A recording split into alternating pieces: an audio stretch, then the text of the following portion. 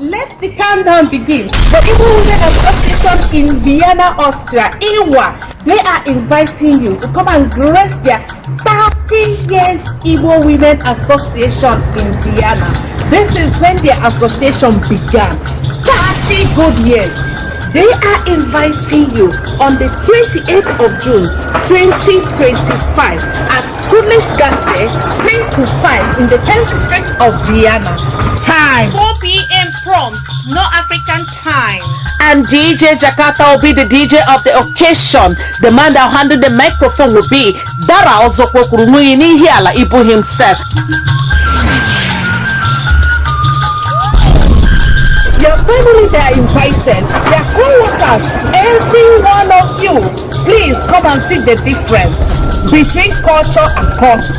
Igbo walongabasi, mekenufa, Igbo walumadu. Children will dance, the mothers will dance.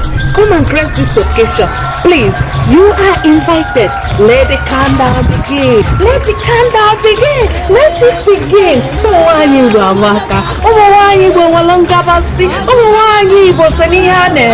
Come and join them to celebrate this special occasion.